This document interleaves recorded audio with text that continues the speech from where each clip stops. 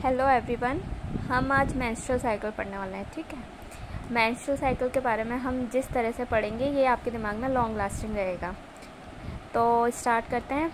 ये स्टार्ट होता है हाइपोथैलेमस से, यानी हाइपोथैलेमस सीक्रेट करता है जीएनआरएच हार्मोन। जीएनआरएच हार्मोन का फुल फॉर्म होती है गोनेडोट्रोपिन रिलीजिंग हार्मोन। ओके, ये जाता है और एंटीरियर पिट्यूटरी पे पहुंचता है। ठीक है, एंटीरियर पिट्यूटरी से फिर उसके हार्मोन को सीक्रेट करवाता है। और एंटीरियर पिट्यूटरी से कौन कौन से हार्मोन सीक्रेट होते हैं इस मेंस्ट्रुअल साइकिल के लिए? एफएसएच और एलएच। एफएसएच की फुल फॉर्म होती है follicle stimulating hormone. Okay, LH की होती है ल्यूटिनाइजिंग हार्मोन। लेकिन इस टाइम पर फॉलिकल स्टिमुलेटिंग हार्मोन की ज़रूरत हमको ज़्यादा है। ठीक है, तो इसलिए एलएच कम अमाउंट में सीक्रेट होता है और एफएसएच ज़्यादा अमाउंट में सीक्रेट होता है। ठीक है, एफएसएच जाता है ओवरी के पास। ठीक है, ओवरी में क्या काम होता है? ओवरी में होता है फॉलिकल्स जो प्रेजेंट होते हैं उनकी ग्रोथ होती है। ठीक है, और ग्रोथ के लिए हार्मोन ज़रूरी होता है एफएसएच। तो ये एफएसएच जाता है ओवरी में और ओवरी में जाके फॉलिकल की ग्रोथ करवाने लगता है। ठीक है, ग्रोथ होने के बाद में वहाँ पर बन जाता है ग्राफियन फॉलिकल। ठीक, ग्राफियन फॉलिकल बनने के बाद में आगे क्या होता है? अब यहाँ पर ग्राफियन फॉलिकल में मैच्योर ओवम होता है। ठीक है, तो ये एफएसएच का अमाउंट इस टाइम पर कम हो जाता है और एलएच का अमाउंट बढ़ जाता है। तो एलएच अगर बढ़ गया तो इस कंडीशन में जो 14th डे में एलएच सबसे ज़्यादा अमाउंट में सीक्रेट होता है, इसको बोलते हैं एलएच सर्ज। ठीक है, अब ये ग्राफियन फॉलिकल यहाँ से रिलीज़ करता है एग को, जिसको हम ओवम बोलते हैं। ठीक है, ओवम इसने रिलीज़ कर दिया। अब रिलीज़ करने के बाद में जो बाकी का ग्राफियन फॉलिकल बचता है उसको हम क्या बोलते हैं? उसको हम बोलते हैं कॉर्पस ल्यूटियम। क्या बोलते हैं? Corpus luteum. ठीक है, और ये कॉर्पस ल्यूटियम क्या करती है? कॉर्पस ल्यूटियम कंटिन्यूसली सीक्रेट करती रहती है ईस्ट्रोजन को और प्रोजेस्टेरोन को। किसको? ईस्ट्रोजन को और प्रोजेस्टेरोन को। ठीक है, अब आगे की कंडीशन देखें।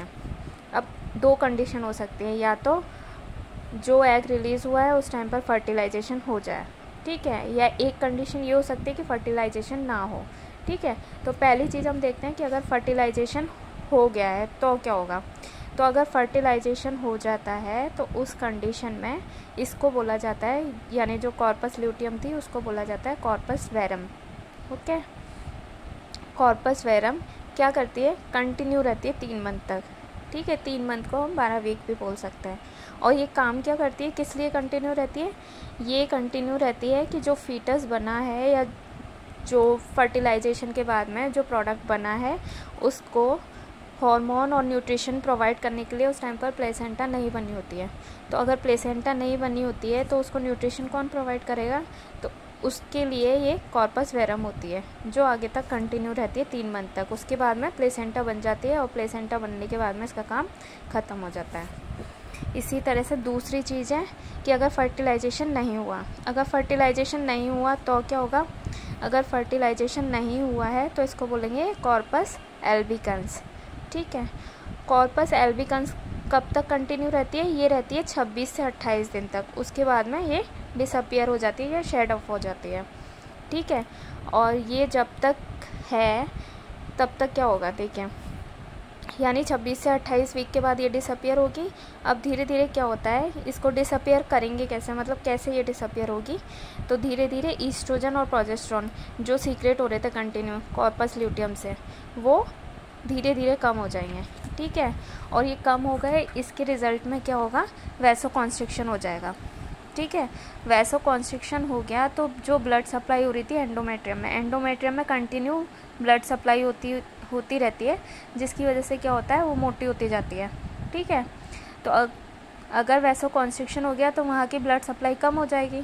ठीक है, ब्लड सप्लाई कम होते ही क्या होगा?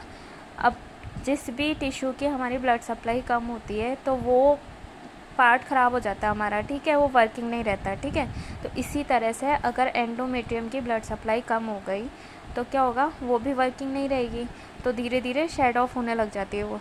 ठीक है, शेड ऑफ को अगर हिंदी में हम समझे तो झड़ने लग जाएगी, वहाँ से निकलने लग जाएगी, टूटने लग जाएगी। ठीक है, अब जो टूटने के बाद में जो भी वो ब्लीडिंग होगी उधर या जो भी ये पार्ट होंगे उसके, वो सारे कहाँ पर स्टोर हो जाएंगे? यूट्रस में। ठीक है, क्योंकि ब्लीडिंग सारी वहीं पर स्टोर होगी, बाहर निकलने का भी रास्ता नहीं है, तो वहीं पर स्टोर रहेगी ये सारी। ठीक है। If stimulate nerves, it stimulates nerves, यानी ये जो ब्लीडिंग वहाँ पर स्टोर हो गई, तो ये स्टोर होने के बाद में जो यूट्रस की वॉल्स होती हैं, ठीक है, वहाँ पे जो नर्व्स होती हैं उनको स्टिमुलेट करेंगी, और ये स्टिमुलेट होने के बाद में सीधे मैसेज लेके कहाँ पहुँचती हैं, हाइपोथैलेमस के पास। ठीक है। अब हाइपोथैलेमस वहाँ से मैसेज सेंड करता है किसको, पोस्टीरियर पिट्यूटरी को। ठीक है।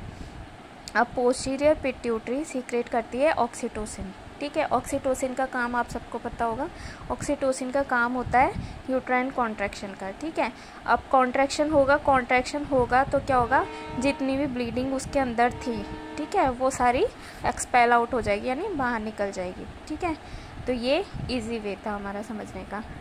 आई होप सो सबको अच्छा लगा। Thank you.